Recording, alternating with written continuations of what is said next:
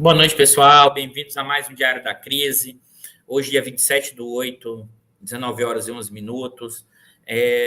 Vou dar uma boa noite a todos. Hoje a gente traz uma discussão bastante polêmica, que é a discussão do quais os efeitos e as convocações dos bolsonaristas para o dia 7 de setembro, todo o debate do golpe, não golpe, do aumento da tensão, e acho que é importante, a gente vai debater isso hoje.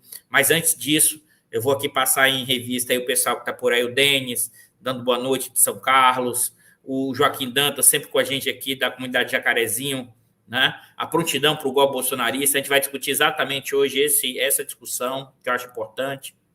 O Diego, o Ed presente, falando. O viajante intergaláctico está sempre aqui com a gente, dando boa noite. Esse sou eu, Bicalho.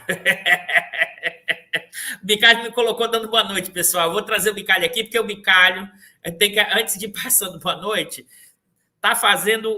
diz que só vai aparecer agora no programa 90, não mais 80. Aí eu vou explicar por quê, tá? Não foi porque eu não deixei ele falar, não, mas eu vou explicar por quê, tá? E ele vai aparecer aqui um minutinho só para dar a versão dele, para não dizer que eu não estou dando direito de fala para ele. A Maria Raquel dando boa noite para a gente. A Cláudia, que está sempre aqui com a gente, dando boa noite para mim e para o Bicalho. O Paulo Alves Júnior também dando boa noite, né? O Joaquim, que está sempre com a gente, ele nem colocou, mas eu sei que ele é de Brasília, amigos do Diário. O Luiz de Balneário Camboriú, eu sempre troco, rapaz, Camboriú, Santa Catarina. Pelo amor de Deus, parece que a língua travada às vezes. Peraí, Bicalho. O Claes Amos, aí eu não vou deixar, eu tenho que comentar que é o seguinte, que o Bicalho, além de tudo, o Bicalho teve lá no GGN, tá? Eu até postei nas minhas redes sociais, que na verdade é uma síntese do último diário da sexta-feira, tá? No GGN, sintético, na questão da crise hídrica. E aí o Amos estava lá assistindo, né, e fez um comentário assim: eu estou vendo a hora do Dudu aparecer aqui e pedir para o Bicalho parar de falar, porque o Bicalho quase não parava de respirar um minuto, né? Aí eu escrevi, né, eu falei: olha, eu pensei em fazer isso, mas não deu para entrar. E aí e também, eu não me lembro agora o nome dela, meu Deus, esqueci agora, que também fez o seguinte comentário: Nassif, manda o Bicalho parar um minutinho, senão você não vai conseguir perguntar nada, entendeu? Aí o Bicalho ficou sentido, porque foram lá no Nassif dar uma zoada nele. Vou até colocar ele no ar, porque ele disse que não quer aparecer, mas eu vou colocar ele no ar. Cadê? Eu que vou ter que fazer. Vou botar ele aqui no...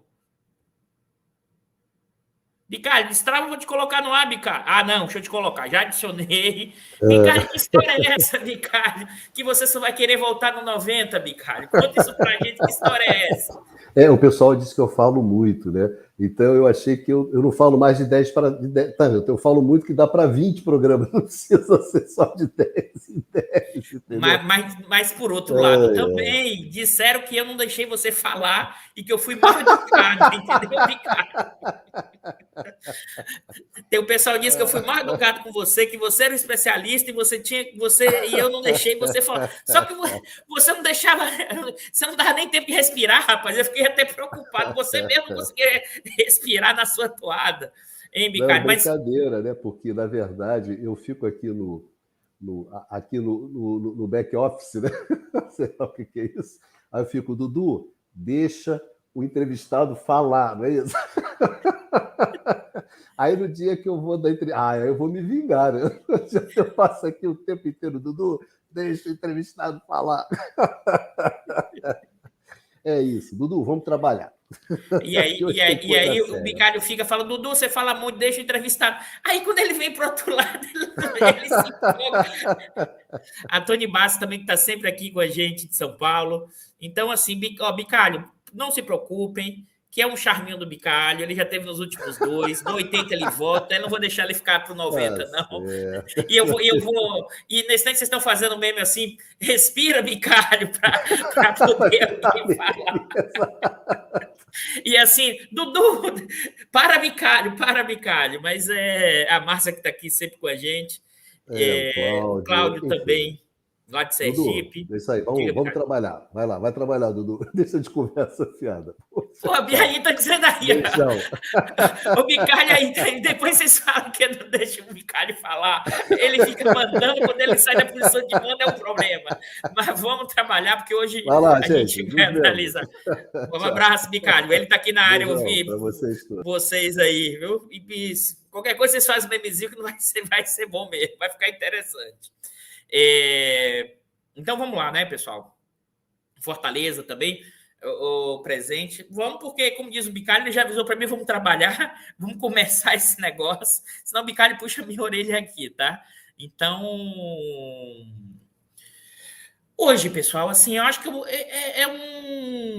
virou agora o Fala Bicalho, tá? Se prepara, Bicalho. Você ainda vai ter que, no finalzinho, falar alguma coisa do programa hoje, porque a gente não vai esperar 8 programas, não, no 80, não. No final, você ainda vem fazer um comentário aqui, final, porque aí você, de 1 minuto vira 5, entendeu? Mas vamos lá. Acho qual é o ponto, né? Que eu acho fundamental na discussão hoje, tá? Eu e o Bicalho, a gente conversando bastante, assim, porque o que acontece? O que eu vou falar aqui são hipóteses. A gente está vivendo um profundo momento de incerteza, tá? Uma incerteza estrutural. É evidente que nós estamos vivendo um momento de incerteza estrutural. E vocês que têm acompanhado aqui, ou quem está assistindo agora, a gente está falando há bastante tempo que essas incertezas têm aumentado a intensidade. E que está associado, eu acho que aqui, tá? Ó, o pessoal tá falando aqui, ó, Bicalho. Bicalho voltar só no 90 é golpe, tá vendo? Dizendo que eu tô dando golpe em você, Bicalho. Dizendo que eu tô dando golpe em você, entendeu? Mas vamos lá. Vamos voltar agora para coisa séria. Vamos trabalhar com diz o Bicalho. Mas qual é o ponto que eu acho fundamental? Ó, o pessoal de Tocantins aí na área, tá? Mas vamos lá. Qual é o ponto que eu acho fundamental, Bicalho? Aqui eu queria, e a gente conversando, e vocês estão nos assistindo aqui, eu queria separar, tá, alguns conceitos, alguns elementos importantes, para a gente não ficar no senso comum do que a gente está vendo nesse momento. Primeiro ponto que eu queria destacar é o seguinte, né? Toda a discussão nesse momento da grande imprensa tem falado da crise institucional, né?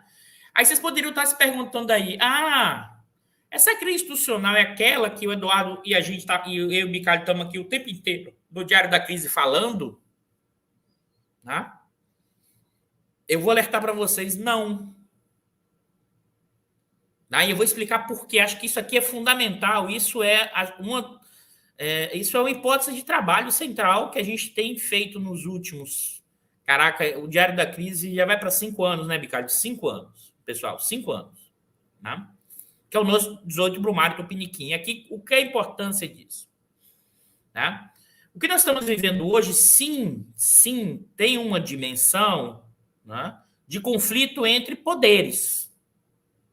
Nós estamos vivendo claramente o conflito entre poder executivo e conflito entre poder, né, judiciário, sobretudo o STF.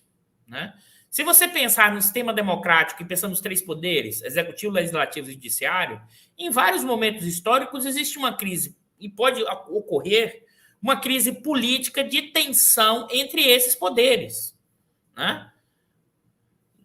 Exatamente nesse espaço de intervalo, determinados poderes desse tipo tentando o quê? Aumentar o seu poder, aumentar a sua capacidade de atuação e intervenção. Isso está acontecendo nesse momento? Tá. Mas é isso que a gente está falando há bastante tempo, da chamada crise, né, institucional? Não. Vamos limpar o caminho. Vamos limpar o caminho primeiro para entender isso. Para depois a gente discutir, né, o golpe, não golpe, 7 de setembro, o bolsonarismo, né, e aí levantar alguns cenários possíveis do que está por vir. Cenários, né, no processo de incerteza que vivemos. E por que eu estou querendo destacar isso? Porque o que nós estamos vivendo não é uma crise entre poderes institucionais e a dificuldade de arbitragem. O que nós estamos vivendo, no que a gente está chamando de crise institucional, é uma crise das instituições. Ou seja, o executivo perdendo credibilidade, a presidência da República, mas não só, né? O Congresso com baixa credibilidade. E o que significa perder credibilidade, pessoal? É perder capacidade de coordenar, de reduzir as incertezas. mas não só o Congresso, o próprio STF. Eu vou voltar nesse ponto aqui. O STF, há muito tempo, não atua dentro da legalidade constitucional desde 2014. Né? Isso, o Rodrigo trouxe aqui, acho que é o ponto fundamental. Eu vou até. Isso, o Rodrigo está dizendo crise institucional, termo difundido pela imprensa, trata-se de uma disputa entre os poderes executivo, provido por Jair Bolsonaro, e o judiciário, no qual ele dirige e ataca os inimigos e alguns ministros. Né? O que eu estou querendo dizer é o seguinte: existe essa crise entre poderes? Sim. É uma crise institucional? Sim. Mas ela é fruto de quê? Aqui que é o ponto. O que é que explica essa crise institucional nesse plano entre poderes? Quase todas as explicações ficam pautadas. Um grande abraço, Fábio. Fábio é lá um grande amigo lá de Maceió. Grande abraço, Fábio. E o Alcino também, professor titular do FRJ. Mas vamos lá, vamos seguir aqui. Sabe? Acho que é o ponto aqui que acho fundamental. Né? Em boa parte das interpretações, né, o fator gerador dessa crise institucional entre poderes é a postura e a posição do Bolsonaro. Né? Eduardo, você está dizendo que o Bolsonaro não aumenta essa crise? Não, estou dizendo que o Bolsonaro amplia essa crise, mas é a hipótese que a gente tem discutido em todos os diários aqui, ele não é o fator gerador dessa crise, inclusive das instituições, só que o Bolsonaro amplia essa crise. É metáfora que a gente já utilizou aqui em outros momentos. O Brasil hoje está na rua, no meio do redemoinho, parafraseando Guimarães Rosa. Né? Os ventos que formaram esse redemoinho, o redemoinho, né? Não foi a vitória do Bolsonaro. Inclusive, os ventos oportunistas da vitória do Bolsonaro e do retorno dos militares ao poder aconteceu depois da formação do redemoinho. A gente já falou aqui que esse redemoinho foi formado a partir de ventos estrangeiros, da forma como o imperialismo norte-americano operou por meio da Lava Jato. Operou por meio da Lava Jato com quais objetivos? Né? Gerar instabilidade, reconfigurar a relação do setor de petróleo. Eu estou escrevendo um texto, então eu vou ter alguns documentos, sabe, pessoal que está nos vendo aqui, que depois vai nos ouvir depois no podcast. E outra coisa, pessoal, que estão gostando, dê o like e compartilhe para a gente impulsionar mais esse debate, tá? Mas eu estava aqui voltando aos documentos de 2013, né, do caso do Snowden. Estava muito claro, inclusive, o embaixador norte-americano no Brasil falando da capacidade de trazer informações para as empresas norte-americanas que operam no continente. Então, tem uma dimensão empresarial, e o pré-sal tem esse elemento importante. Tem uma dimensão também, né, dos interesses estatais do sistema internacional, com a maior aproximação do Brasil no âmbito dos BRICS e com a China. Né? E tem, inclusive, está isso nesse documento, numa matéria do Fantástico do G1, você pode googar aí, que vocês vão ver em 2013, né? Que os documentos classificavam o Brasil, naquele momento, não sabia se era amigo ou se era inimigo, e classificavam no mesmo grupo do Irã. Ou seja, isso se formou a partir de ventos externos. Aí eu vou voltar aqui. Mas muita gente acha que só foi esses ventos externos o responsável. Não. O redemoinho se forma no encontro dos ventos. Não apenas por um vento. Um vento só não gera redemoinho. Né? É o encontro dos ventos. E o encontro dos ventos tem a ver com o quê? Vocês vão entender porque eu estou fazendo esse caminho retrospectivo de novo. Esse encontro dos ventos, né, tem a ver também com ventos internos. Ventos do próprio mecanismo da Lava Jato, né, e que vários atores sociais acharam que poderiam controlar essa bactéria para derrubar o seu inimigo. E aqui o STF e o Judiciário, sobretudo o STF, tem um papel central. Né? Lá atrás, ainda, o Teori Zavascki, responsável, né, pelo processo da Lava Jato, ainda em 2014, mudou a engrenagem do processo, né? E manteve as prisões em longo período da Operação Lava Jato. Mas é mais do que isso. Se você olhar a sequência do que o STF fez desde então, tem uma enorme flexibilização, ou mais, escreveram a Constituição, reescreveram a Constituição. Isso vale, observe bem, né?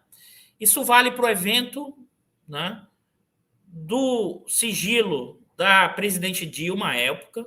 Em nenhum lugar do mundo, em nenhuma democracia do mundo, ou nenhum país autoritário, um juiz de primeira instância abriria o sigilo do presidente da República, né, sem, no mínimo, perder o cargo, ou sair da operação, ou ser preso.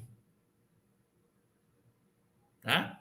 E mais ainda, nesse julgamento no TRF4, qual foi o julgamento da avaliação? Que era o seguinte: como vivemos em condições não normais, é preciso, as saídas jurídicas têm que ser em situações não efetivadas, não claras. Ou seja, você dá o direito de fazer o que quer. Mas observe que o STF também continuou depois desse processo. Quando o STF manteve, observe, o STF manteve o Renan Calheiros como presidente do Senado, mesmo abrindo processo contra o Renan Calheiros. E qual era o problema disso? Pela regra, pela lei, quem está na hierarquia de sucessão presidencial não pode ter nenhum tipo de processo. Aí o que é que fizeram? Fizeram puxadinho. Né? Fizeram puxadinho. Né? O quê? Mantiveram o Renan, mas dizia que ele não estava na linha sucessória. A própria decisão do Lewandowski de garantir os direitos, observe, de garantir os direitos eleitorais da Dilma no âmbito daquele julgamento, né? Daquele julgamento, não tinha sentido manter no âmbito do impeachment. A regra não dizia. Então, você tem umas sucessões de eventos, a reversão da segunda instância, está na Constituição. A forma como estão fazendo o processo econômico, inclusive. Por exemplo, tem lá na Constituição dizendo que empresas estatais não pode ser vendido o seu núcleo e só pode ser vendido subsidiárias. Quando foi na vida que a Reman era subsidiária da Petrobras, pessoal, que foi vendido agora? Quando foi que a RLAN era subsidiária? Eles nem criaram subsidiária para vender. Isso tinha que passar pelo Congresso. A mesma forma como a Clarice e o Bicalho só levantaram essa lebre na última sexta-feira porque não deu tempo, todo projeto de lei, né, Bicalho? Todo projeto de lei, né, da privatização da Eletrobras é marcado por ilegalidades constitucionais. O próprio processo, o STF validou agora a autonomia do Banco Central, com todos os problemas, e mais ainda, e vai seguindo. O que foi, né, o processo de retirada do Lula naquele julgamento, né, o famoso julgamento da segunda instância, em que o Vilas Boas, comandante do Exército, tuitou na véspera do julgamento. Observe que, se você olhar essa sequência, não por acaso, lembre, porque a gente já aconteceu tanta coisa nesse momento, parece que o mundo já girou em várias vezes, em várias rotações. 5 anos parece que são 15. Mas em 2016, 15, 16, quem era o principal guardião da Constituição e com enorme credibilidade? O STF. Né? O problema é que você foi fazendo o quê? Puxadinhos, puxadinhos, puxadinhos, puxadinhos. Né? Então, e o próprio processo atual é eivado de algumas complicações nada triviais. A gente pode, aí no campo jurídico é mais complexo, eu não vou entrar, mas eu desconfio que é eivado de vários problemas. Eduardo, você está então defendendo, dizendo que o Bolsonaro está certo, dizendo que o STF está rasgando a Constituição? Não, estou dizendo que o STF em vários momentos rasgou, só que o Bolsonaro rasga a Constituição em vários momentos outros. O Bolsonaro já cometeu uma quantidade de crimes enormes. Por isso que essa discussão da fake news, do processo da fake news, me parece muito mais um certo balão de ensaio nesse sentido, porque a quantidade de crimes, de probabilidade de improbidade administrativa já feitos pelo Bolsonaro é gigantesco. Tá? Enorme. Tá? É evidente. É claro isso. Tá? Agora, o que eu estou querendo dizer com isso? Tá? O STF e, no caso, o Poder, né, Judiciário, ele tem vivido desde 2016 um processo de quê? Né? De uma crise da instituição. Da instituição. Né? Você tem, na verdade, uma crise das instituições, porque só é possível fazer o desmanche, aquilo que a gente conversou, e o Micali também ontem no Nassif deixou isso claro, só é possível o desmanche da forma como está sendo feito, tá? Da forma como está sendo feito, com uma crise das instituições. Tá? O Hélio aqui está até perguntando, então Eduardo, quem controla isso? Aqui é importante, de novo, eu vou voltar nesse ponto, porque a gente sempre volta a essa discussão, né? Quem está nos assistindo aqui, que eu acho importante. Importante. A minha leitura, a minha interpretação, tá? Porque aqui você tem várias interpretações no meio dessa estabilidade, Hélio. É o seguinte: quem controla isso de forma orgânica e estrutural? Ninguém. Essa é a hipótese do 18 Brumário do Piniquim. Mas você vai dizer assim, mas Eduardo, não tem gente ganhando? É claro que tem. Quando as instituições, a crise das instituições estão fragilizadas e elas perdem a capacidade de regular as regras, manter o padrão institucional, de controlar o devir, controlar não, o termo está errado, de reduzir as incertezas sobre o devir, sobre o futuro econômico, político e social, quando você não tem um regramento mínimo para que oponentes, concorrentes, né? É como se fosse o seguinte, tem um jogo de futebol e a regra do jogo não existe. Ou ela vale em pedaços. Né? E um adversário diz, eu quero essa regra, mas o juiz diz assim, não, essa regra agora não vale, vale depois. Ou ela não vale antes. Aí, Hélio, o que é que acontece? Não é que quem controla, é quem ganha com o descontrole. Esse que é o ponto. No descontrole institucional, quem é que ganha? O mais forte. Né? E no caso brasileiro, né, essa analogia que até que a gente ficou na dúvida, faz ou não faz, é a raposa. Quem é a raposa? Né? São os nossos setores dominantes. E, na verdade, né, o que você tem, a minha percepção aqui, é que você tem muito galo cacarejando, mas pouco galo querendo ir realmente para a briga. Muito mais o exercício de demonstração de força do que a força. Alguém poderia estar me perguntando, Eduardo, você está dizendo que o Bolsonaro não quer o golpe? Não, eu não estou dizendo isso. Eu estou dizendo que, inclusive, o Bolsonaro, o indivíduo, quer golpe desde que ele ameaçou colocar bomba no quartel por questões salariais, pessoal. Basta olhar o histórico dos vídeos das falas do Bolsonaro. Agora, um golpe. Aqui, novamente, pessoal. O que implica um golpe? Os custos, as dificuldades, os riscos. Eduardo, você está dizendo que o Bolsonaro não toparia? Não, estou dizendo que o Bolsonaro obviamente toparia, mas quem diz que necessariamente parte ou alto comando das Forças Armadas toparia um golpe desse tipo?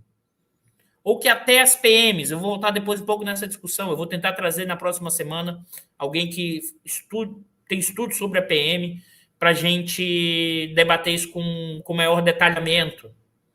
Né? Mas um ponto que eu acho é que, nesse momento, inclusive, há uma fragmentação maior. A pessoa arrisca dizer hoje que, por exemplo, hoje as Forças Armadas são menos bolsonaristas no seu conjunto, em termos de ordem unida, do que foi durante a campanha eleitoral, do que foi em 2019, no 1º de janeiro. Ali era tropa unida. Agora já tem dissidências. Né? E por que eu estou falando isso? E aí, você tá. Ah, Eduardo, então quer dizer que não tem risco, não tem tensão? Não, não é isso. A gente vai falar isso depois. Né? O Antônio aqui está falando, o golpe dá muito trabalho, precisa de forte articulação capital. Esse é o ponto que eu vou ressaltar mesmo, Antônio. Aqui é fundamental. Eu desconheço, tá, algum golpe. Beleza, Ana Paula? Ana Paula está chegando aí atrasado, mas estamos aí, estamos na área. Né? Eu desconheço golpes que foram realizados ao longo do século XX sem forte apoio de setores dominantes locais. Ah, Eduardo, mas claro, se você pensa em países muito pequenos, em países em que, na linguagem do velho barbudo, as forças produtivas não avançaram muito, não tem grande capital para apoiar golpes, né? Mas em países médios, em termos de estrutura produtiva, desconheço país que, né, estruturou o golpe sem um forte apoio do capital e um forte apoio empresarial. Isso deixa guardado isso que a gente vai discutir um pouco mais para frente, né? Porque a gente tem uma burguesia que é autoritária, mas será que ela hoje toparia um golpe com o Bolsonaro? Né? Vamos deixar isso guardado, porque eu acho isso bem importante. Porque eu acho, sinceramente, o que é que hoje a extrema-direita, no caso os militares, no caso o Bolsonaro, tem operado o tempo inteiro como instrumento político o medo. Tá? Eduardo, você está dizendo que eles não podem... Não, estou dizendo isso. Estou dizendo que eles utilizam o tempo inteiro o balançar das armas.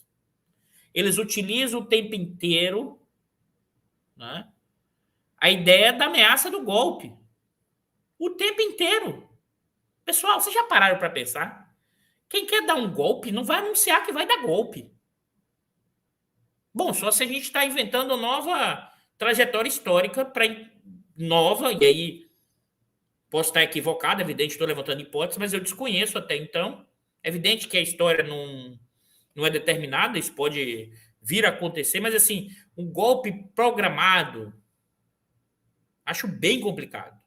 Só que isso gera ao mesmo tempo um medo gigantesco. Eu estava aqui conversando com o Bicalho, né? Vocês já pararam para pensar o que aconteceu durante essa semana?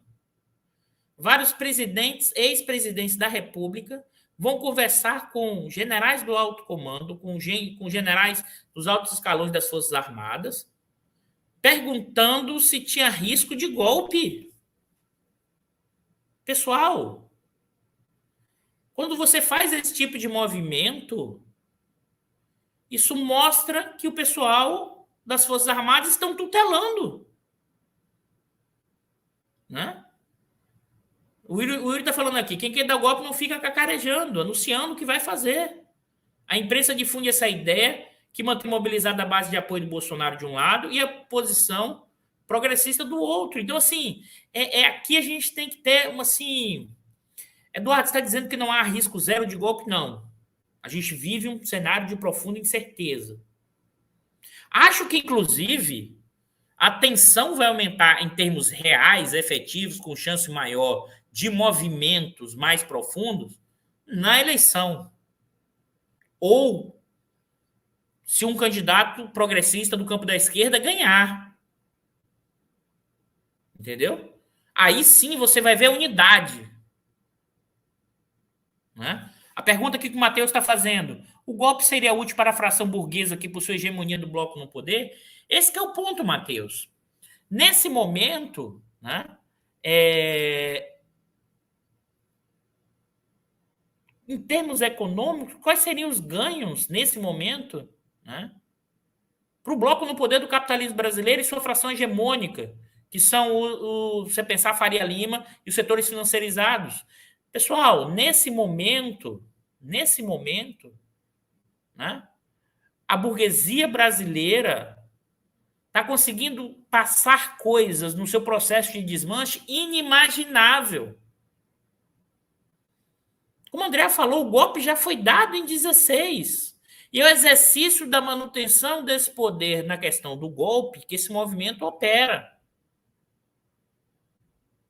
Né? Agora, vamos lá, pessoal. Que eu acho importante isso. Por isso que assim, é dar golpe para quê e para quê? Os militares hoje estão no poder. Com o Bolsonaro.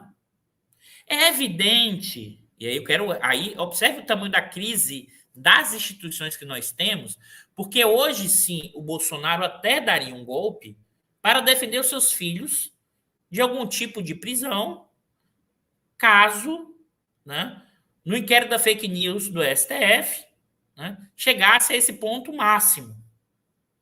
E por que eu estou falando desse ponto máximo? Porque acho que o STF institucionalmente não fará isso. Novamente, tem muito galo cacarejando de um lado do outro para demarcar linhas. Linhas. Ah, você passou do lado de cá. Lembra? Eu já falei isso aqui. Não, volta para lá. Essa linha é minha. Mas eu também não vou para outra linha. Isso é que a gente está vendo. Pessoal, desde 2016 para cá, de ativos da Petrobras, mais de 200 milhões já foi vendido. A Reman acabou de ser vendida pelo estudo que a gente fez lá no âmbito do INEP, FUP, né? 70% abaixo do valor, do menor valor justo, ou seja, do menor valor que a empresa tinha. A própria XP também tinha feito esse estudo, dizendo que a empresa foi vendida 80% abaixo do preço mínimo que ela estimou. Mas isso está acontecendo na Reman. Olha, a Reman, que é uma refinaria relativamente pequena, né, que foi comprada por uma empresa de distribuição local. Olha o grau que está acontecendo no desmanche dos setores. Uma empresa que distribui derivados, né, da região norte, ela comprou a refinaria. A refinaria vende combustível para essa, vai vender para essa empresa e para as outras empresas concorrentes. E mais, a empresa que comprou diz assim: não, pessoal, pode deixar que eu não vou fazer a diferenciação. Eu vou vender para os meus concorrentes o mesmo preço que eu vendo, né, para essa empresa. Ah, como é que dá para fazer isso, pessoal? Basta ela botar o preço igual para todo mundo, né? Um preço mais alto igual para todo mundo. A empresa distribuidora vai ter prejuízo, mas ela ganha no refino, que é o chamado integração. A gente está vivendo um profundo desmanche. E nesse caso, aquilo que eu já tinha comentado aqui, significa ganhos para uma burguesia regional. Né? Parar a privatização dos Correios, embolar a privatização da Eletrobras no meio dessa crise hídrica, como o Ricardo falou. Pergunta se esse pessoal está em algum movimento de paralisação disso. Tá? O que essa burguesia hoje,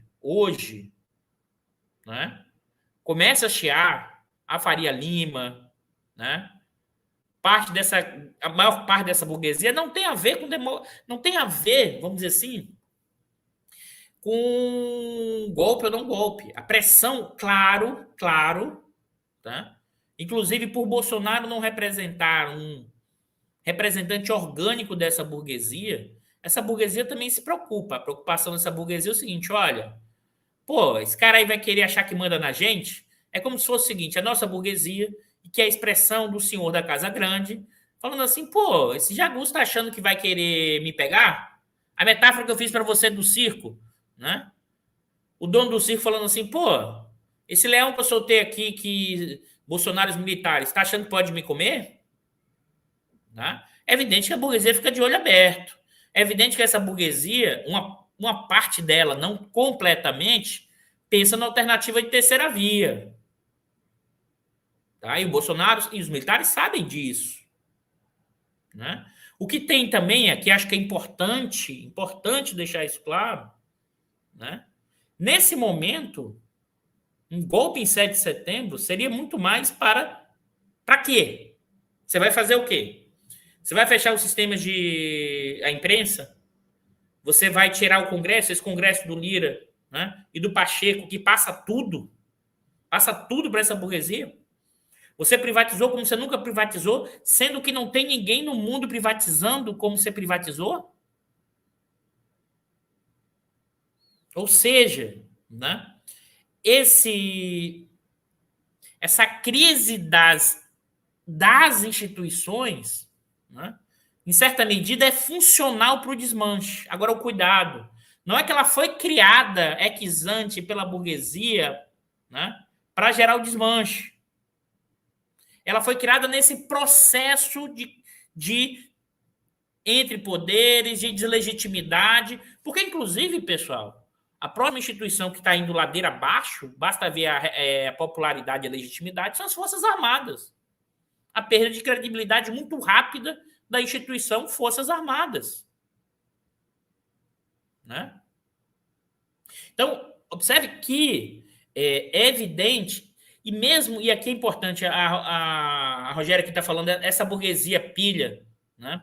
O Brasil desde a colônia, é isso mesmo, Rogéria, mas acho que é um ponto que eu queria ressaltar aqui, que tem uma diferença. Por que tem uma diferença? Talvez tenha sido a primeira vez em que essa burguesia ela destruiu as instituições para reconfigurar e para manter o seu poder, para reconfigurar e para estruturar um novo padrão de acumulação. Tá? Observe aqui. Porque em 64, o que é que você fez? Você deu um golpe empresarial militar e reconfigurou. Aqui não, aqui essa burguesia aproveitou os efeitos da Lava Jato, que foram estruturados a partir do imperialismo americano, para implementar o seu projeto. Mas observe que aqui, por isso sempre tem que ter cuidado, ou golpe ou mudança, sempre tem custos, problemas, tensões. Essa burguesia demorou de entrar, inclusive, nessa mudança do padrão de acumulação, porque não sabia o efeito, o impacto disso. É só depois do Temer vendendo a ponte para o futuro que esse pessoal encampou a ponte para o futuro, que é a ponte para o futuro não do Brasil, mas do capital, das grandes empresas, da mega burguesia, e eles não vão desgarrar desse projeto. E por que não vão? Porque pensa comigo o seguinte, pessoal. Ah, não, eles ganharam muito dinheiro na época do Lula. Mas na época do Lula eles ganharam muito dinheiro, mas você tinha trabalhadores ganhando mais, e você tinha mais greves, e depois, quando o ciclo econômico mudou, os trabalhadores passaram a querer mais, mesmo tendo um menor lucro essa mega burguesia. Agora eles estão no contexto que eles conseguem ter essa mega burguesia consegue ter lucros enormes com o trabalhador, né, completamente com pequena força, né, quer seja pelo desemprego, quer seja pela loja de salários baixos, quer seja pela desestruturação, né, das leis trabalhistas. E isso gera o quê? Uma redução do poder dos trabalhadores diante das empresas. O ajuste está sendo feito em cima do trabalho. Tá? E o que é que isso implica? Pô, isso é o melhor dos mundos para os grandes capitalistas. Então, nesse sentido, hoje, eu já falei isso aqui, alguém que freie ou reverta, mesmo que de forma parcial, a ponte para o futuro, será considerado um empecilho. Isso vale do Lula, ao Ciro, a qualquer um que não leve adiante a ponte para o futuro. E levar adiante a ponte para o futuro significa manter o padrão, a reconfiguração de um padrão, né, marcado por essa completa desconfiguração do desmanche institucional para que você mantenha esse tipo de saque e butim. Né? Então, observe que eu acho importante, e qual a especificidade desse momento. Né? Aquilo até que aí na conversa com a Virgínia Fontes a gente citou, e aí eu novamente trazendo o Chico de Oliveira, é o jeitão. Só que naquele momento você foi a partir de um outro vento, né?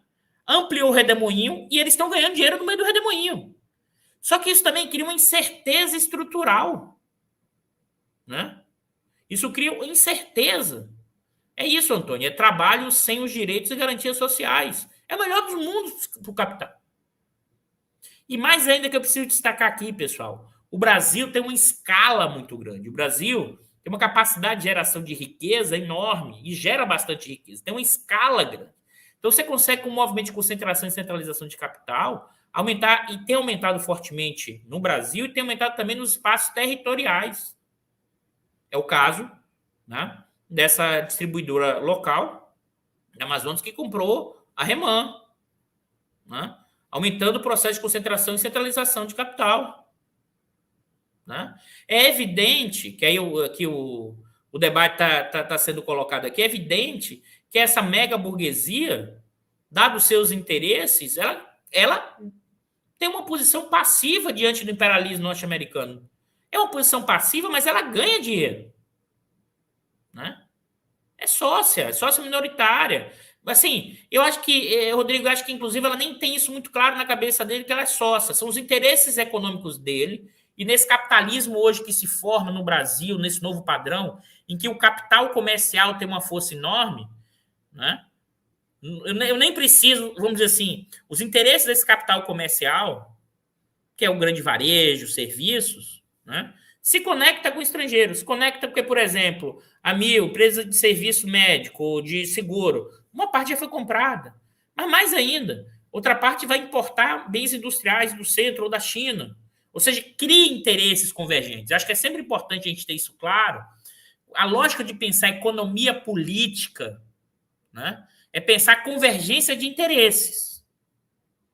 Né? E quando os interesses convergem, não necessariamente eles precisam sentar juntinhos e falar, agora nós vamos derrubar, agora nós vamos fazer. Não, pessoal. Né? É evidente que existem conspirações, é evidente que existem acordos, é evidente que existe conluio. Mas nesse momento, no caso brasileiro, pessoal, é a falta de coordenação que nos trouxe até aqui. E essa falta de coordenação tem a ver com o quê? Com a própria desestruturação das instituições e do Estado em coordenar o capitalismo, em manter o Estado de direito e, mais ainda, e manter, inclusive, a disputa manter sob controle a concorrência capitalista. Porque se os capitalistas forem deixados sem instituições, pessoal, vira butim em qualquer lugar do mundo. É evidente. Tá? E é evidente, para colocar os militares nessa história, né, foi esse evento oportunista. 17. E aí eu falei, como eu estava olhando esses documentos, tanto da questão externa, como também, voltando nas matérias, nas informações de 2017, o Mourão, que essa também é outra furada, o Flávio Dino, que eu gosto muito, falando do Mourão, seria muito melhor que o Bolsonaro, pessoal. O Mourão foi, né, o primeiro militar da ativa dos últimos anos, dos últimos 10, 15 anos, que falou diretamente sobre intervenção militar, evocando o artigo 142 na maçonaria em novembro de 17, né? E que o Vilas Boas, se o quê? A justiça... Observe, esse mesmo que agora critica o STF, foi o que fez pressão política para o STF, dizendo que o problema da corrupção teria que ser resolvido porque você vivia um momento de crise, de desordem. Isso era um recado para o STF para tirar o Lula do jogo. Observe bem. Né? Observe bem. Além disso, eu acho importante ter isso claro, né? O Vilas Boas, já falei isso, vou repetir de novo, né? Vou repetir isso de novo.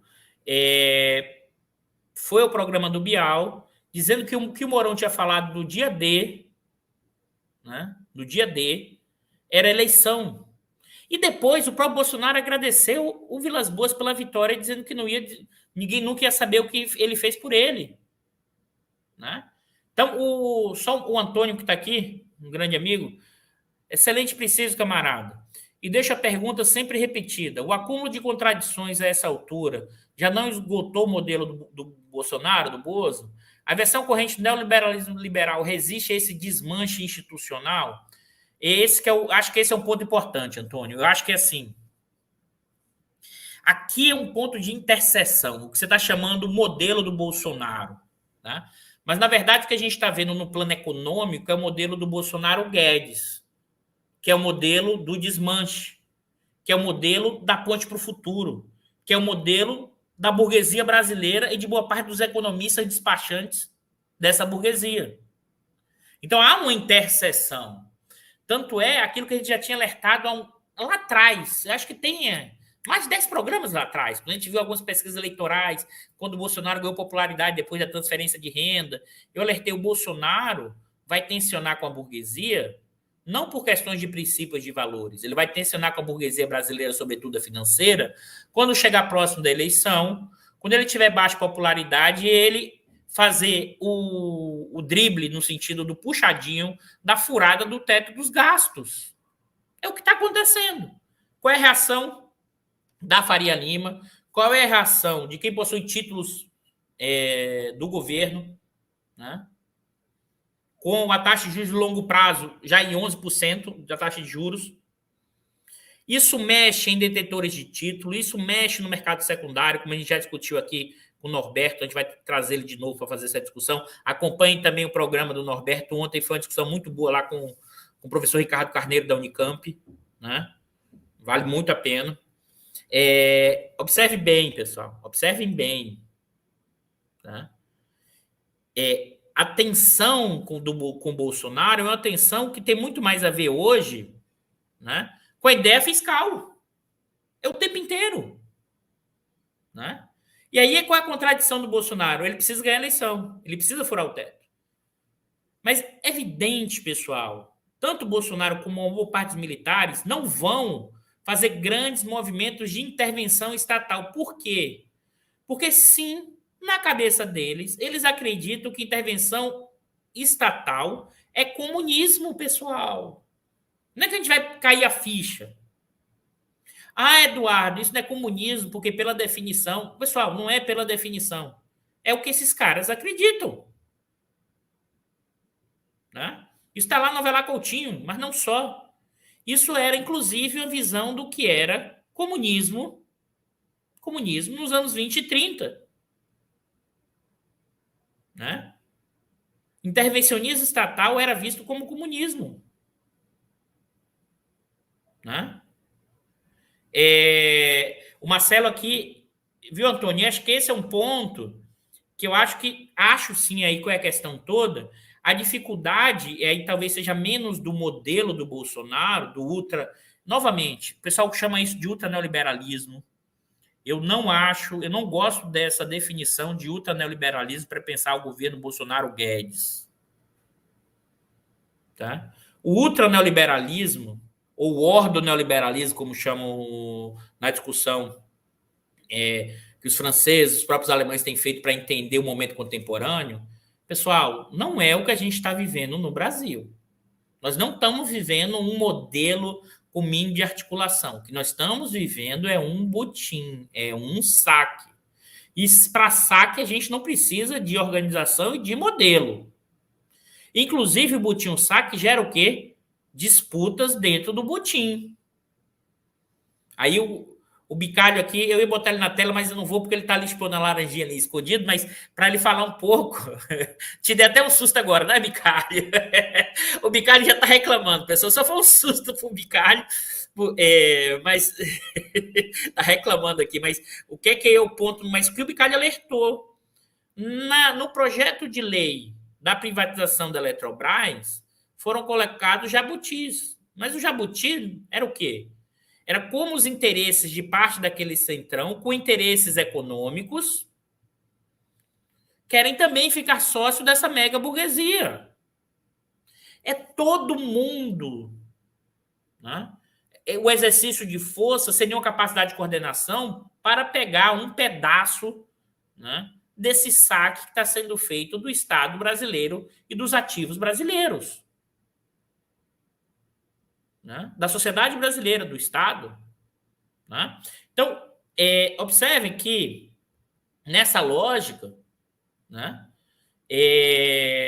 Nessa lógica, tá? Eu acho que aí o que o Antônio está falando é ter um desgaste. Eu acho que sim, Antônio, mas eu acho que é um desgaste que seria com o Bolsonaro ou que seria com o Alckmin, que é o seguinte: a gente pode entrar nessa discussão. Mesmo se tivesse um neoliberalismo mais organizado, tá? Ele, nesse momento, ou mais progressista no campo dos valores e no campo das regras da democracia, ele já estaria fazendo água. E por que ele estaria fazendo água? Porque, nesse momento, as estratégias liberais, né, como está sendo montado, elas não incorporam o andar de baixo. Né? Porque políticas de transferência de renda ou políticas que mudam a estrutura produtiva para os liberais é sempre classificado como populismo. Isso é um palavrão, eu tenho que ser técnico. Populismo. políticas sociais, né, quase sempre vistas como populismo. Esse é o debate brasileiro, mas esse é o debate mundial. E é por isso que hoje os liberais ou os neoliberais têm enorme dificuldade de conseguir eleitoralmente ganhar qualquer eleição com um projeto desse tipo. Por quê? Com grau de concentração de renda. Isso já vinha depois da crise de 2008. Isso vai ampliar ainda mais depois da crise Covid que a gente está vivendo. Os ricos saindo da crise mais bilionários ainda, pessoal. Isso no mundo e isso no Brasil. Em breve eu vou trazer para vocês os dados do primeiro semestre dos lucros da empresa de capital aberto. Se preparem, né? E esse ano as taxas de lucro das empresas de capital aberto vão dar saltos enormes.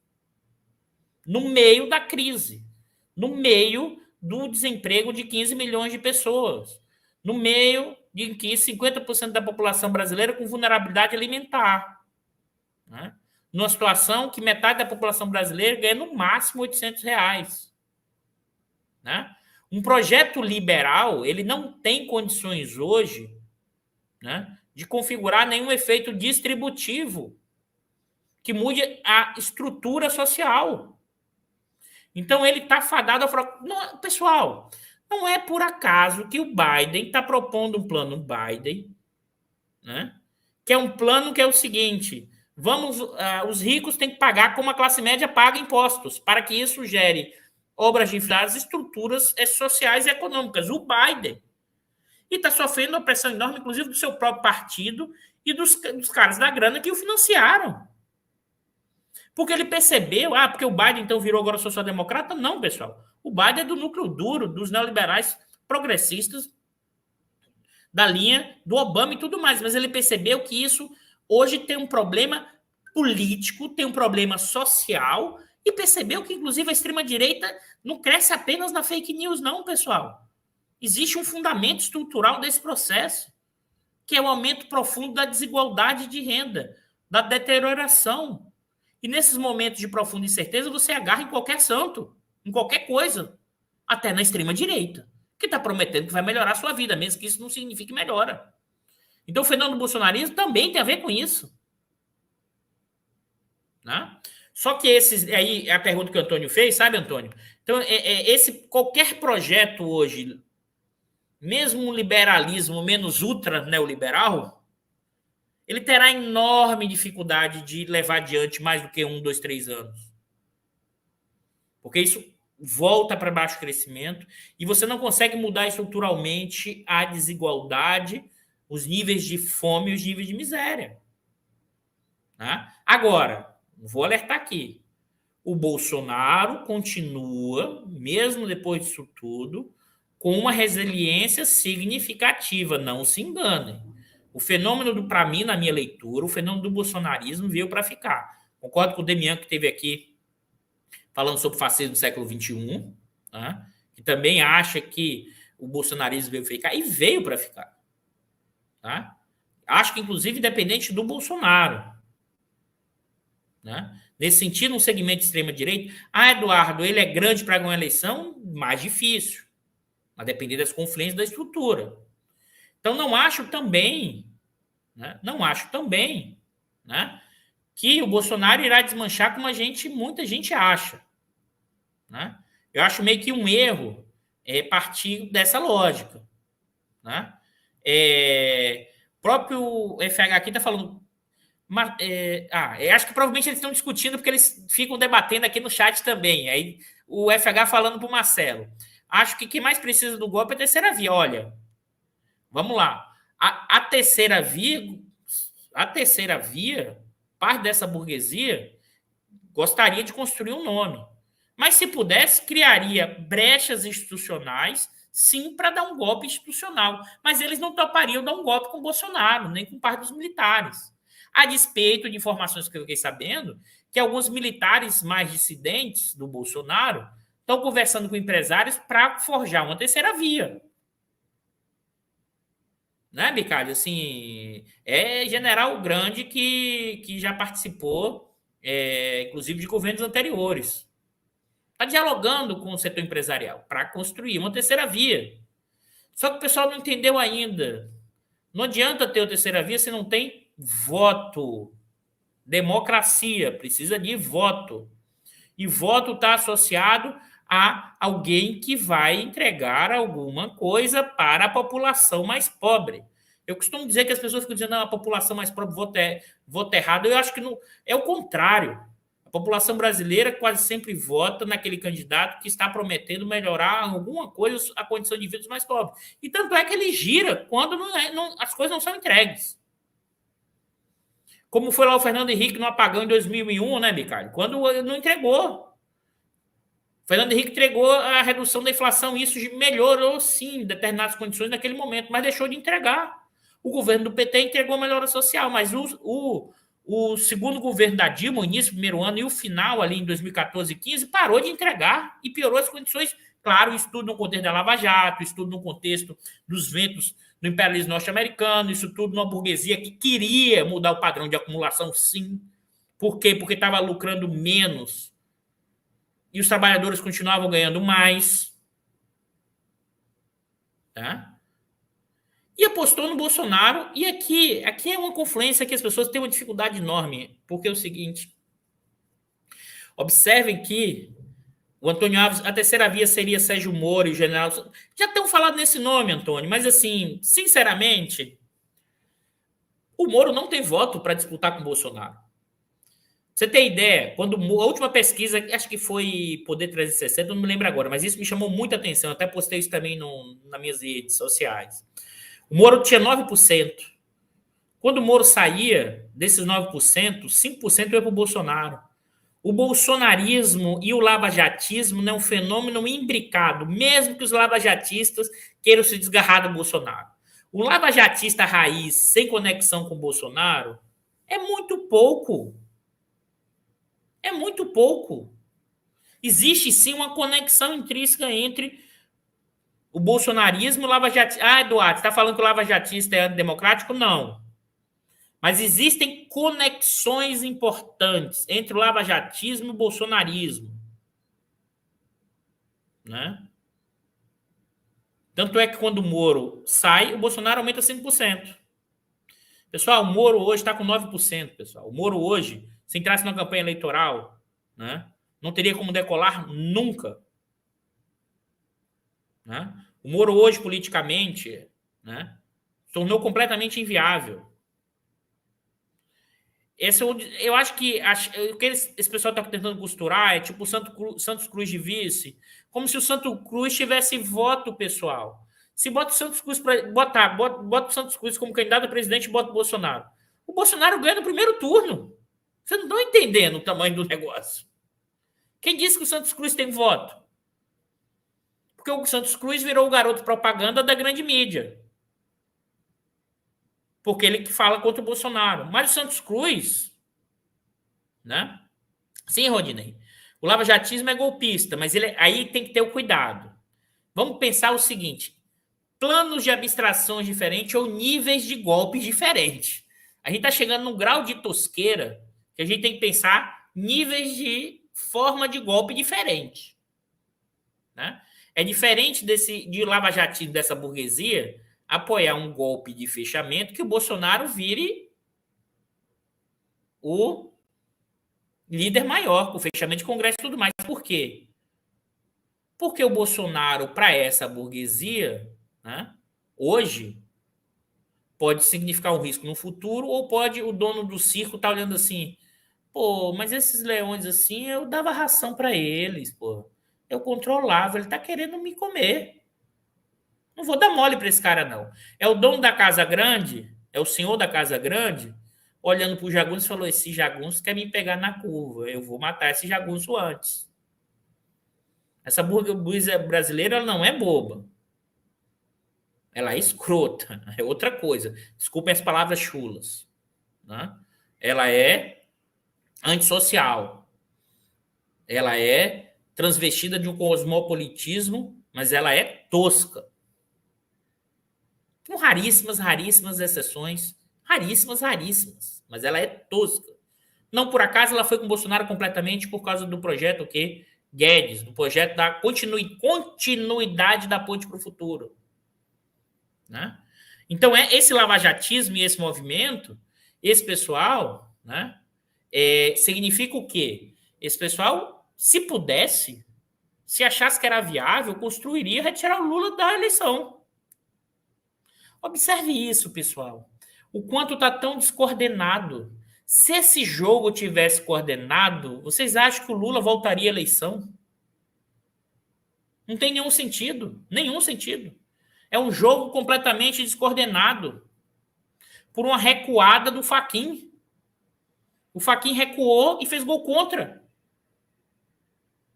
Né? Recuou e fez gol contra. Se isso estivesse tão coordenado, a Vaza Jato ia aparecer como apareceu.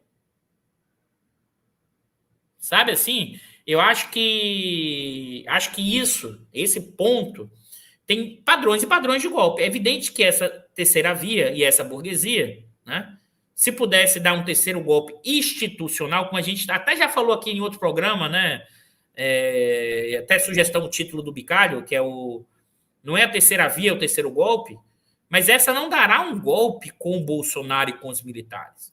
Eles tentarão construir, por dentro do regramento jurídico, mudanças, como apoiaram e fizeram lá na Dilma e depois com o próprio Lula. Só que eu não acho que hoje você tem condições de legitimidade para essa terceira via tirar do jogo. Eu não descarto não, tá, pessoal? Esse pessoal, essa burguesia não é brincadeira.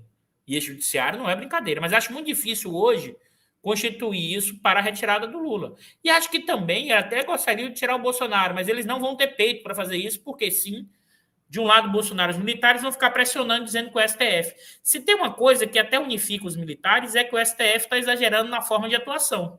Só que os militares esquecem que esse STF foi o mesmo que eles pressionaram e também descumpriram a regra. Mas como foi para o lado deles, né, eles gostaram. É tipo assim, seu juiz, aquela coisa, você está jogando lá, jogo de várzea, né? Aquela torcida lá, o jogo de várzea, a torcida toda, aí tá lá os caras no alambrado, botando um revólver, dando tiro, aí o juiz fala assim, caraca, se eu não apitar um penaltizinho aqui no final, tá? O jogo de ida, né? Eu não vou sair vivo daqui. Aí ele apita o jogo e deixa, que é retirado o Lula, aí deixa. Aí qual é o ponto? Jogo de volta, o mesmo juiz. Só que agora tá na outra torcida, entendeu? O juiz tá falando assim, pô, se eu não apitar aqui pro time, essa torcida vai me matar aqui, não vai me... Aí ele apita os 45, outro movimento. O jogo não termina. Né? Porque não tem como definir a decisão do pênalti, porque não tem uma regra para definição.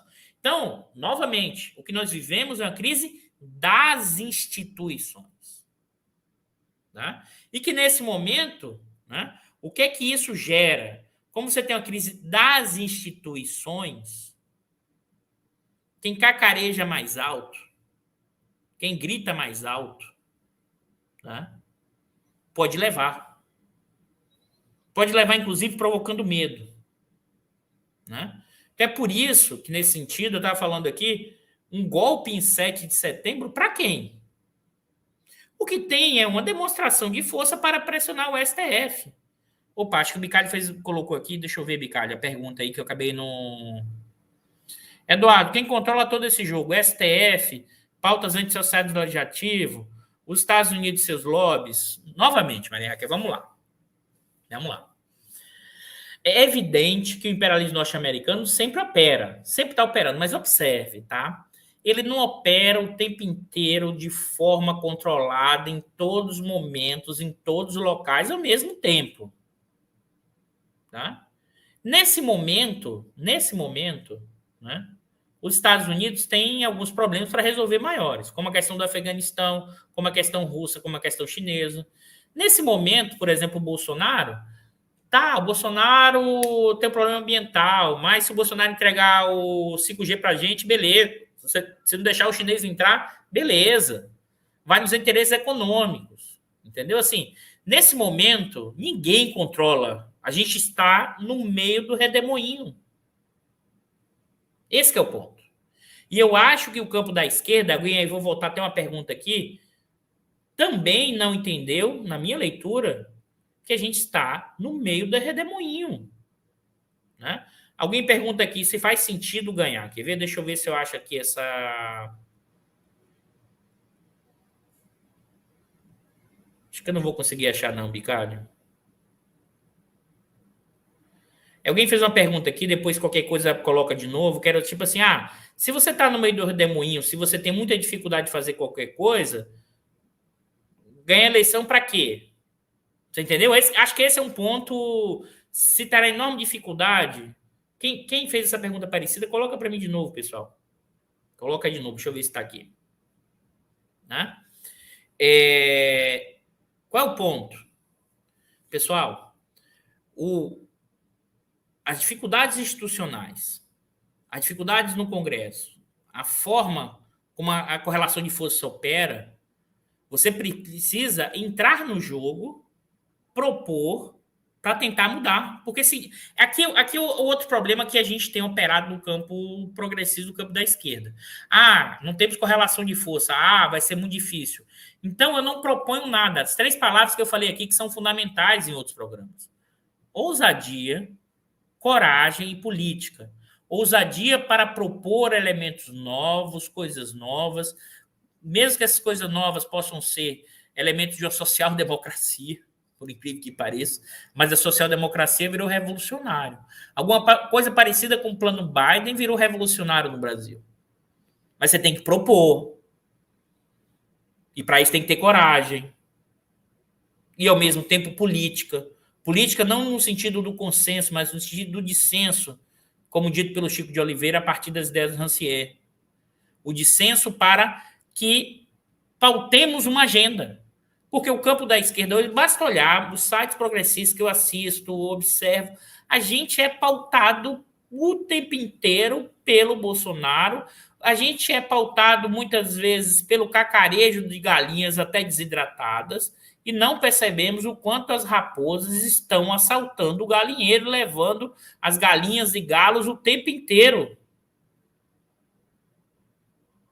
Né? Então, acho que isso é o elemento fundamental. Né? Isso... Eduardo, o Bolsonaro, a burguesia faz isso de forma planejada, programada? Não, pessoal. Isso é um desvio que é feito e aí todo um jogo armado. Não é, pessoal. É porque a gente tem uma profunda crise das instituições. Claro que isso vira funcional. É evidente que isso vira funcional. Tá? Então, o Luiz está até... Eduardo, você subscreve a hipótese de trabalho do Piero, tira o Lula e Bozo e lança o Moro. Luiz, assim, esse que para mim é um ponto. Assim, eu já comentei aqui do Piero, vou até tentar trazer ele em algum momento. Ele tinha dificuldade nas sextas-feiras, a gente vai ver se marcar um gravado, até conversei com ele. Assim, leio as coisas do Piero, o livro dele. Eu não acho, por exemplo, que seja possível um grau de coordenação para tirar ao mesmo tempo o Lula e o Bolsonaro da disputa eleitoral. Você não tem essa capacidade de coordenação hoje. Sabe assim, não acho que isso seja possível. Se acontecer, aí eu dou o meu braço a torcer, minha hipótese estava errada do 18 de maio do Piniquim. Faz parte. A gente está propondo hipóteses, olhando o tempo histórico, tentando compreender a realidade, olhando hipóteses, essas hipóteses vão, a partir dos eventos históricos, sendo comprovadas ou negadas. Se isso acontecer, né, eu vou dizer, olha, em algum momento até aconteceu o 18 Brumário, mas não estava mais operando no 18 Brumário, porque já existia centralidade. Né? Então, assim, nesse sentido, a minha hipótese é oposta à hipótese levantada pelo Piero. Que eu respeito, considero, leio, vou trazer ele no momento de fazer esse debate aqui, mas nesse sentido, a minha hipótese é a contrária. Porque não tem, na minha leitura, essa coordenação toda. Ao mesmo tempo, você tirar o Bolsonaro e tirar o Lula. Né? Se isso acontecer, você tem um grau de centralização que eu não imaginava e mais ainda. E aí você destrói todas as institucionalidades, né? Você desmancha completamente. Você vai tirar os 2 maiores candidatos da eleição. Aí seria o golpe da terceira via, que é o golpe que eu digo assim, desiste e volta para casa, mas aí eu acho que isso dificilmente acontecerá, porque eu acho que essa terceira via, que se articula com parte dos militares, sim, tem essa capacidade de coordenação com esse padrão. Se isso acontecer, significaria o seguinte: estabeleceu-se um novo Bonaparte, numa institucionalidade montada entre parte da burguesia, parte dos militares, né? E que está recentralizando o capitalismo a partir de uma lógica, né, do desmanche. Né? Eu realmente... É isso mesmo. É isso mesmo, Lu. Eu discordo fraternalmente. Discordância fraternal. Pode ter certeza disso. Tá? Mas observe que acho que aqui é o ponto. E eu falei hoje, e eu falei com o Bicalho hoje assim, vou confidenciar para vocês, vou falar pouco para abrir o debate, porque eu vou acabar repetindo coisas, mas tá vendo, Bicalho? Eu fico falando para você não falar para eu falar, mas acho que essa história é porque eu fiquei tão quieto da última semana que aí eu que queria falar sem deixar você falar. Mas acho que o ponto aqui é o seguinte: dado esse pano de fundo dessa economia política, dos interesses desse processo, eu não vejo numa estrutura próxima que eu estou falando é o seguinte, pessoal, até o início do ano que vem, ou 7 de setembro, nada que configure a possibilidade de um golpe estruturado a partir do Bolsonaro. O que ele quer é demonstrar força e botar medo, fazer política com demonstração de força e gerar instabilidade e medo. Né? Ah, Eduardo, pode ter uma confusão? Pode, mas acho difícil a confusão generalizar e isso significar uma intervenção maior das Forças Armadas. Acho que essa é uma preocupação maior de muita gente que eu considero muito. Mas eu acho que, né, isso não significa um processo maior. Né? E mais ainda, Eduardo, você está dizendo que não tem risco? Não, eu estou dizendo que a partir do ano que vem esse risco tem de aumentar. E por que tem de aumentar? Porque, sim, os militares que estão no poder não vão querer sair. Observe. Vai aumentar a tensão quando, a partir do ano que vem, o Bolsonaro não desmanchar, mas, ao mesmo tempo, não conseguir subir muito. Quando o Lula se tornar um candidato cada vez mais forte. Provavelmente, essa é a perspectiva que eu vejo. Né? Então, vai aumentar a tensão, sim. Vai sim. Os bolsonaristas vão aumentar essa tensão, as provocações, os processos estruturados, vão sim. Tá? Dá para dizer se eles vão tentar outra coisa maior. É difícil. Não acho que virá pelas PMs, eu acho que eu vou, realmente, como eu falei para vocês, estou só esperando a resposta, por isso que eu não vou anunciar antes. Mas se essa convidada aceitar, seria muito bom para discutir a questão das PMs. Acho que essa coisa da articulação das PMs, pessoal, é uma articulação... Você pensar a articulação nacional das PMs é muito complicado. As PMs nos estados sempre funcionaram como um instrumento importante das elites locais. Né? Perder essa capacidade de controle acho muito difícil, mais ainda. Né?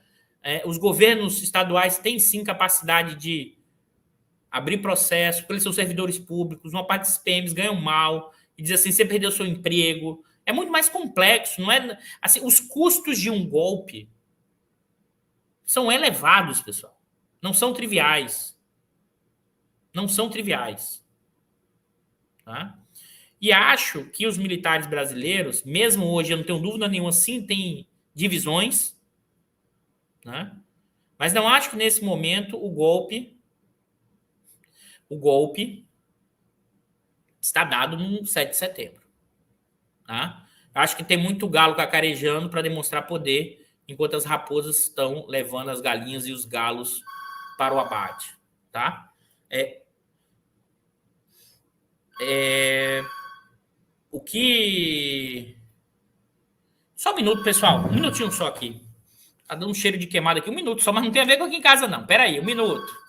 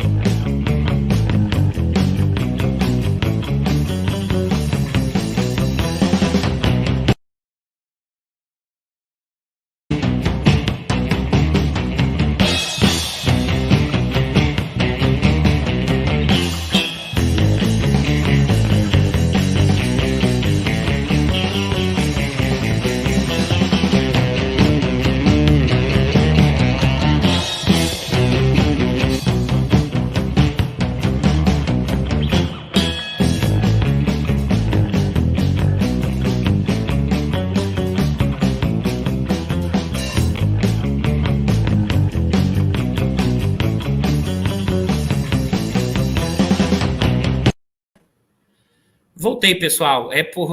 Tô de volta, tá tudo sob controle, mas tava um cheiro aqui de queimado. Fui olhar aqui para ver se era alguma coisa aqui em casa, não era. Aí eu fui na janela ali, os vizinhos falaram que tem alguma coisa com cheiro de queimado no apartamento de cima. O dinheiro que tá caindo aqui, tá saindo fumaça. Aí depois mas o pessoal avisa se tiver qualquer problema aqui, que o rapaz aqui que ajuda já foi olhar ver o que está acontecendo, tá? Então não se preocupem, né? O Bicalho colocou aí caindo dinheiro, mas do andar de cima. Então observem bem, tá? Vamos voltar aqui de novo, mesmo depois desse sustozinho, que é o seguinte: eu não vejo nesse momento uma perspectiva. Eu acho que vai aumentar muito a tensão, né? A partir do ano que vem. E não dá para prever se eles darão um golpe clássico ou não, né? Agora, disso eu tenho certeza, caso isso não seja realizado, se um candidato de esquerda ganhar a eleição, tá? Ele sofrerá enorme pressão. E aí sim, a burguesia, os militares, parte do andar de cima se unificará contra um governo de esquerda, que não implemente a Ponte do Futuro, que eu acho que não tem como implementar, né? Então, a metáfora que eu tenho utilizado, claro que a história não se repete, mas as tensões serão num padrão parecido do que foi o segundo Getúlio Vargas, tá? De enorme pressão social, isso que a gente tem claro. E aí, por isso que eu estou falando o seguinte, pessoal, claro que o momento é de tensão, mas vamos baixar um pouco a tensão para aumentar a tensão quando for a hora de precisar aumentar a tensão, né? Eu acho que nesse momento ainda a gente tem que estar mais preparado para um processo mais longo, porque nós vamos viver sob tensão por um longo período ainda, essa, pelo menos a minha leitura. Ao mesmo tempo, é fundamental ganhar a eleição com todas as dificuldades, porque é preciso propor coisas, é preciso propor, ousar, é preciso ter coragem e é preciso fazer política. E isso é fundamental, né? Eu acho que esse é um elemento fundamental, porque no meio do redemoinho, o redemoinho, se por um lado gera destruição, joga para o lado para o outro, mas o redemoinho também, o redemoinho, também pode sinalizar um caminho de refundação desse país. Mas é isso, pessoal. A gente vai mais ou menos, acho que encerrando por aqui. Tá tudo bem, tá? Pode ficar tranquilo. Mas eu queria até... Eu passando tranquilidade, ao mesmo tempo tendo que correr para ver se tem alguma coisa no fogo que não tinha, nem saindo fumaça por aqui, tá? Mas é isso, eu acho que... Pois é, até bolsonarista apareceu na live aqui, faz parte, vamos dizer assim. Acho que se alguém tiver... A gente responde de algumas questões, mas acho que vou ficando por aqui, acho que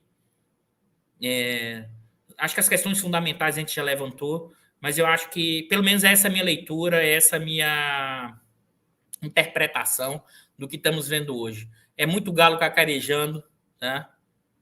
Dizendo que vai brigar, dizendo que vai fazer acontecer, mas na hora H, ficando paradinho, sem se movimentar. Essa é a forma como esse pessoal tem feito política. É evidente que eu também não estou dizendo assim, olha, as Forças Armadas, o exercício do poder e das armas não é para ter cuidado. É evidente que é para ter cuidado, é evidente.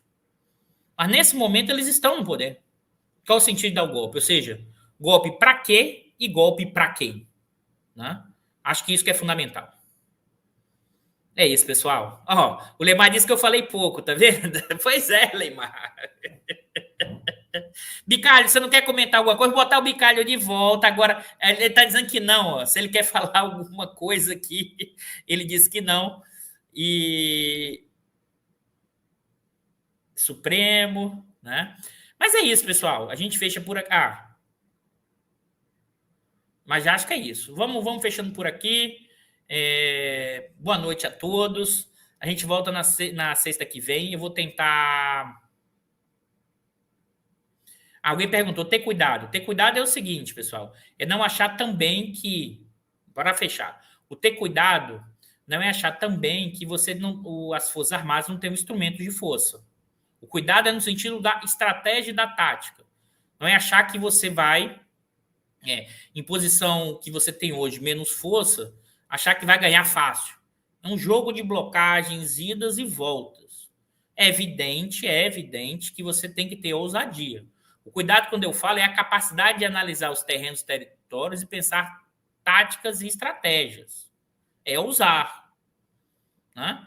É fazer hoje que saiu uma coluna hoje, por exemplo, lá do embaixador. Ai, meu Deus. O embaixador Celso Amorim, falando o seguinte: olha, não é para discutir com os militares. Os militares são servidores do Estado.